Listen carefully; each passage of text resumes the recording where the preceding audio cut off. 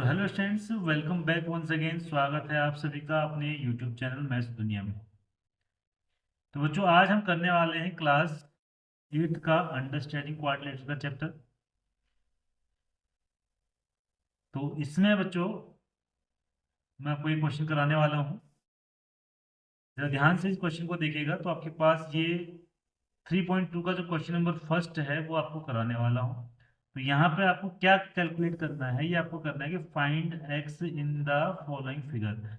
इस फिगर के अंदर आपको एक्स की वैल्यू कैलकुलेट करनी है, ठीक है। तो यहाँ पर एक मोस्ट इंपॉर्टेंट आपके पास एक कॉन्सेप्ट आता है क्वाड्रिलेटरल की कंडीशन में। ये आपसे कहता है बच्चों कि जितने भी, देखिए ये जो एंगल है, ये वाला जो एंगल है बच्चों, ये एक्सटर्नल एंगल है, ये भी एक्सटीरियर एंगल है और ये भी एक्सटीरियर एंगल है। तो ये ट्राइंगल के तीन एक्सटीरियर एंगल हैं, एक्सटर्नल एंगल भी आप उनको बोल सकते हैं। तो यहाँ पर एक कॉन्सेप्ट आता है, ये कहता है कि सम ऑफ द मेजर्स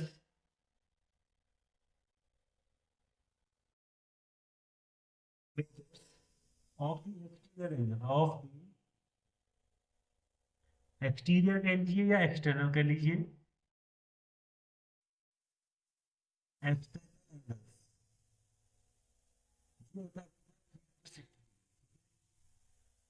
तो कैसे निकालेंगे? ये आपके पास एक एक्सटीरियर एंगल है, तो ये 125 डिग्री, प्लस ये आपके पास एक्सटीरियर एंगल है, तो ये भी आपके पास हो जाएगा 125 डिग्री। एंड एक एक्सटीरियर एंगल आपके पास ये एक्स है, तो इस एक्स को आप यहाँ पे लिख लीजिए। इन सब का सम कितना होगा? 360 डिग्री होगा, ठीक है। अब आप इजीली यहाँ से निकाल सकते हैं, इन दोनों को ऐड करेंगे तो ये हो जाएगा आपके पास 250 plus x equal to 360। The value of x अगर आप निकालेंगे तो ये हो जाएगा 360 माइनस 250, ठीक है। और इजीली आपसे यहाँ पर वैल्यू आ जाएगी, द वैल्यू ऑफ एक्स आ जाएगी 110 डिग्री आ जाएगी। सो एक्स की वैल्यू हमने यहाँ पर कैलकुलेट करनी थी, ये 110 डिग्री आ गया, ठीक है। तो इस तरीके से ये आंसर आ जाएगा आपके पास। अब इसी क्वेश्चन का आपके पास सेकंड पार्ट भी है, तो सेकंड पार्ट में आप देख लीजिए, थोड़ा सा यहाँ पर चेक करिए। देखिए ये आपके पास एक्सटीरियर एंगल है, ये भी एक्सटीरियर एंगल है, ये भी एक्सटीरियर एंगल है, और एक एंगल आपके पास एक्सटीरियर वाला ये है। और ये वाला जो एंगल है, को सपोज थोड़ी देर के लिए मैं वाई मान लेता हूँ, ठीक है। और ये जो वैल्यू, जो ये साइन बना होता है, ये 90 डिग्री का होता है। तो क्या मैं ये एक्सटीरियर एंगल कैलकुलेट कर सकता हूँ? बिल्कुल इजीली कैलकुलेट कर सकता हूँ। अगर मैं यहाँ से y निकालना चाहूँ तो y इक्वल टू मेरे पास आएगा 180 माइनस 90 आएगा, इक्वल टू 90 डिग्री आएगा। ऐसा क्यों आएगा? क्योंकि आपने पढ़ा हुआ है कि लीनियर पेयर एंगल होते हैं। क्या होते हैं? लीनियर पेयर एंगल्स होते हैं, ठीक है। इस तरीके से तो ये y की वैल्यू 90 डिग्री आ गई, तो ये वैल्यू आपके पास 90 डिग्री आ गई, तो सारे आपके पास एक्सटीरियर एंगल आ गए हैं। इन सबका सम कर लीजिए, यही वाली प्रॉपर्टी यहाँ पर लग जाएगी। तो ये हो जाएगा 90 plus 70 plus 60 plus x equal to 360 degree. इसको आप अगर ऐड करेंगे, इन सबको ऐड करने के बाद आपके पास आएगा 310 plus x equal to 360 degree. And the value of x equal to हो जाएगा 360 माइनस 310 डिग्री, ठीक है। तो ये आपके एक्स की वैल्यू आ गई है बच्चों 50 डिग्री। तो ये आपका आंसर आ गया। इस तरीके से हमने क्वेश्चन को करना है सॉल्व, ठीक है। आई होप आपके समझ में आया होगा।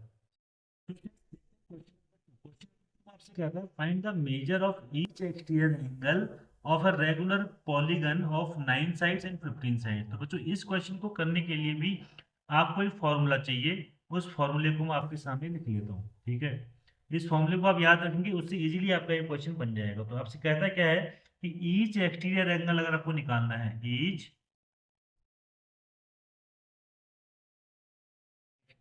अगर आपको कैलकुलेट करना है, तो इसके लिए फॉर्मूला आपके पास क्या होता है? Sum of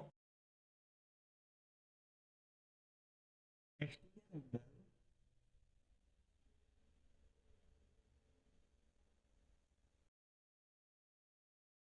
upon number of sides, number of sides, ठीक है ना। ये फॉर्मूला आपको याद रखना है। तो ईच एक्सटीरियर एंगल आपको यहाँ पर देखिए निकालना है। अपनी ये क्वेश्चन में कह रहा है कि ईच एक्सटीरियर एंगल निकालना है। तो ये अगर मैं इस एंगल को निकालता हूँ तो मैंने अभी आपको बताया था कि सम ऑफ एक्सटीरियर एंगल कितना होता है, अभी इससे पहले क्वेश्चन में क्या था, वो 360 डिग्री होता है। एंड नंबर ऑफ साइड्स आपके पास कितना गिवन है, पहले वाले क्वेश्चन में 9 है। तो 9 से अगर आप इसको डिवाइड करेंगे तो ये आ जाएगा 9 4 जा, तो ये 40 डिग्री आपका इसका आंसर आ जाएगा। देखिए ये आंसर आपका आ गया, उसका फर्स्ट वाला पार्ट हमने कंप्लीट कर लिया, ये फर्स्ट पार्ट है। सेम इसी तरीके से आप सेकंड पार्ट को कर सकते हैं। सेकंड पार्ट में भी अगर आपको इसका एक्सट्रा एंगल निकालना है तो क्या करिए, 360 में नंबर ऑफ साइड्स यहाँ पर कितना है, 15 है। तो 15 से आप इसको डिवाइड कर लीजिए। तो 15 से अगर आप इसको डिवाइड करते हैं तो ये आपके पास आ जाएगा 24 डिग्री बच्चों। ठीक है, तो यहाँ पर ईच एक्सट्रा एंगल की वैल्यू आपके पास आ जाएगी 24 डिग्री। ठीक है, सेम इसी तरीके से क्वेश्चन नंबर थर्ड भी है। अगर मैं आपको थर्ड का सॉल्यूशन कराऊं तो यही फॉर्मूला यहाँ पर यूज होना है, बस यहाँ पर थोड़ा सा चीजें चेंज कर दी हैं। अब आपको ईच एक्सटीरियर एंगल की वैल्यू पता है और नंबर ऑफ साइड आपसे पूछ रहा है। ठीक है, तो ये फॉर्मूला सेम इसी तरीके से हो जाएगा। अगर आप यहाँ पर नंबर ऑफ साइड निकालेंगे, आप निकालेंगे नंबर ऑफ साइड्स, अगर इस क्वेश्चन से निकालेंगे, इस क्वेश्चन से निकालेंगे, इससे फॉर्मूले से निकालेंगे तो ये आ जाएगा आपके पास, मैं इसको सीधा लिख लेता हूँ, 360 सम ऑफ, पूरा लिखता नहीं हूँ, यह आ जाएगा 360 अपॉन, ये इसके अपॉन में आ जाएगा। ईच एक्सटीरियर एंगल की वैल्यू कितनी दे रखी है आपको, 24 डिग्री दे रखी है। तो नंबर ऑफ साइड आप निकालना चाहेंगे तो 24 से जब आप इसको डिवाइड करेंगे, तो अभी हमने इसको करा था थोड़ा देर पहले, ऊपर भी यहाँ पर किया हुआ है, तो ये 15 मीन्स इसके साइड कितने, 15 साइड्स आ जाएगा इसका आंसर। ठीक है बच्चों, इस तरीके से इन क्वेश्चंस को आपने सॉल्व करना है। क्लियर है, सभी की समझ में आया होगा। किसी को भी कोई कंफ्यूजन होता है तो आप कमेंट बॉक्स में जरूर लिख के हमें बताइएगा। ओके, नाउ क्वेश्चन नंबर 4 को करते हैं। ठीक है, तो बच्चों क्वेश्चन नंबर 4 का सॉल्यूशन करते हैं। जो क्वेश्चन नंबर 4 है हमारे पास, इसका सॉल्यूशन करते हैं। देखिए इसको भी आप थोड़ा सा ध्यान से समझिएगा, इसमें थोड़ा सा आपको कुछ चेंजेस करना है। यहाँ पर देखो क्वेश्चन बिल्कुल क्वेश्चन नंबर 3 की दिया हुआ है, रेगुलर पॉलीगन आपको दिया हुआ है, और इसका एक्सटीरियर एंगल नहीं दे रखा है आपको, इंटीरियर एंगल दे रखा है बच्चों। इंटीरियर एंगल की वैल्यू दे रखी है आपको, यहाँ पर गिवन क्या है आपको, इंटीरियर एंगल गिवन है, कितना है, 165 डिग्री है। तो मुझे सबसे पहले यहाँ पर क्या निकालना पड़ेगा, एक्सटीरियर एंगल निकालना पड़ेगा। क्यों, क्योंकि मेरे पास जो फॉर्मूला है वो एक्सटीरियर एंगल है ना। तो इसको आपका एक्सटीरियर एंगल कैसे निकलेगा, आप इसको 180 में से माइनस कर लीजिए 165 को। तो यहाँ पे आप देखेंगे तो आपके पास ये आ जाएगा 15, कितना आ जाएगा, 15 डिग्री आ जाएगा। ठीक है, तो अब आप नंबर ऑफ साइड्स इजीली निकाल सकते हैं। अगर आपको निकालना है नंबर ऑफ साइड्स, आपको निकालना है साइड्स कैलकुलेट करना है, तो साइड्स के लिए हमने क्या कहा था, 360 में आप डिवाइड कर दिए किसका, 15 का डिवाइड कर लीजिए, तो आपके पास आ जाएगा आंसर 24 डिग्री, साइड्स आ जाएगा इसका। ठीक है, तो इस तरीके से करना है। अगर आपको इंटीरियर एंगल दिया हुआ है तो आप एक्सटीरियर एंगल निकालेंगे, कैसे निकालेंगे, 180 में से आप उसको माइनस करेंगे। ठीक हो गया, चलिए एक्सरसाइज के नेक्स्ट क्वेश्चन को देखते हैं। चलिए बच्चों, चलो आप देखते हैं क्वेश्चन नंबर 5 को। देखो क्वेश्चन नंबर 5 क्या कर रहा है, is it possible to have a regular polygon with measure of each exterior of 20 degree. क्या एक ऐसा रेगुलर पॉलीगन आपका पॉसिबल है कि उसका ईच एक्सटीरियर एंगल 22 डिग्री हो जाए। तो हम इसको सीधे अपने फॉर्मूले से यूज कर लेते हैं। हमारे पास फॉर्मूला था, और दोबारा लिख रहा हूँ, आपको लिखते लिखते बार बार याद हो जाएगा। हमको नंबर ऑफ साइड्स अगर निकालना होता है तो हम फॉर्मूला लगाते हैं 360 अपॉन एक्सटीरियर एंगल, लगाया था हमने। तो जब मैं इसको डिवाइड करता हूँ बच्चों, तो मेरे पास वैल्यू जो है वो डेसिमल की फॉर्म में आ रही है। मेरे पास जो वैल्यू आ रही है वो डेसिमल की फॉर्म में आ रही है। तो नंबर ऑफ साइड्स कभी डेसिमल की फॉर्म में नहीं हो सकते हैं। क्लियर है ना, कभी भी ये डेसिमल की फॉर्म में नहीं हो सकते हैं। तो मैं यहाँ पर लिखूंगा, इसका मतलब इस तरीके का कोई भी रेगुलर पॉलीगन नहीं बन सकता। तो हम लिखेंगे वी कैन नॉट हैव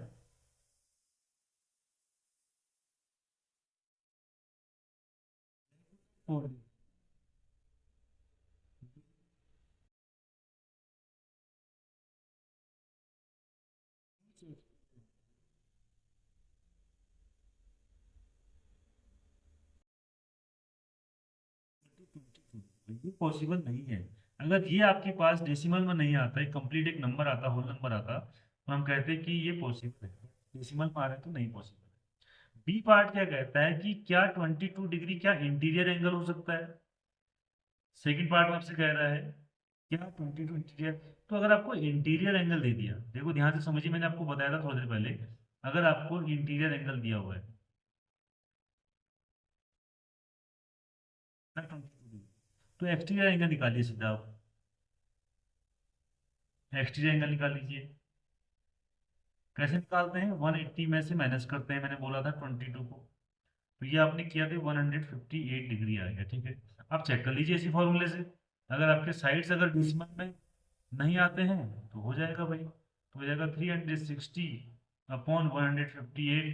तो मतलब ही नहीं होता भाई, ये भी आपका डेसिमल में आ रहा है, 2.27 के लगभग आपका ये आंसर आएगा। इट मीन्स ये इंटीरियर एंगल भी नहीं हो सकता। यहाँ पर लाइन लिखेंगे, वी कैन नॉट हैव, वही चीज लिखेंगे,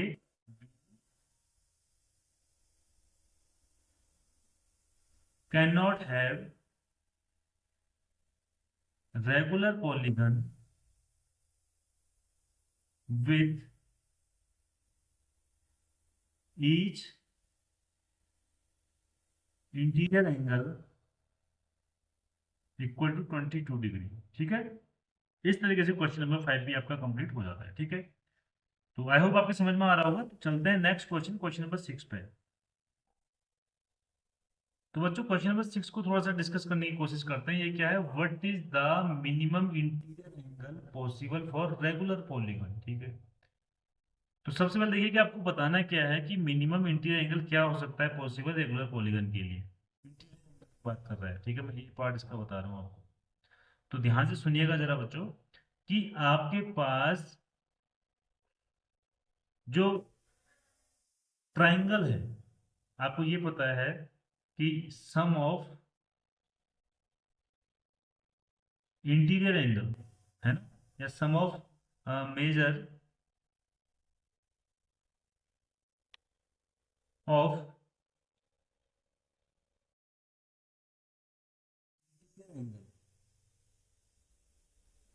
ऑफ ट्राइंगल इज 180 डिग्री। ठीक है, 180 डिग्री होता है। तो और ऐसा रेगुलर पॉलीगन ट्राइंगल में कौन होता है, वो होता है इक्विलेटरल ट्राइंगल। बहुत आसान तरीके से आपको बता रहा हूँ, देखिए, वो होता है इक्विलेटरल ट्राइंगल। और इक्विलेटरल ट्राइंगल एक ऐसा ट्राइंगल होता है बच्चों जिसके पास, जैसे मैं आपके पास इसमें क्या होगा, ये मान लीजिए इक्विलेटरल ट्राइंगल है आपके पास, है ना, तो इसका ईच एंगल जो आपका होता है, मान लीजिए इक्वल होता है, ये एक्स हो गया, सपोज ये भी एक्स हो गया और ये भी एक्स हो गया। तो अगर इंटीरियर एंगल मुझे निकालना है तो मैं ये लेके चलता हूँ कि एक्स प्लस एक्स, ये 180 डिग्री होता है। और इसको हो जाएगा, अगर लिखेंगे तो 3x इक्वल हो जाएगा 180 degree, and the value of x हो जाएगा आपके पास 60 डिग्री। जो सबसे छोटा जो मिनिमम इंटीरियर एंगल बन सकता है भाई एक रेगुलर पॉलीगन में, वो 60 डिग्री बन सकता है। ठीक है, एंड सेकंड पार्ट इसने क्या कर रहा है कि मैक्सिमम एक्सटीरियर एंगल क्या बनेगा। तो आपको मैंने एक्सटीरियर एंगल भी मैंने आपको बताया था ना, कि अगर आपको एक्सटीरियर एंगल निकालना है ना, तो ये क्या करना पड़ता है, 180 में से आप क्या कर लीजिए, इंटीरियर एंगल को माइनस कर लीजिए, जो कि हमने निकाला था, ये 120 डिग्री आपका आ जाएगा, ये आपका आंसर आ जाएगा।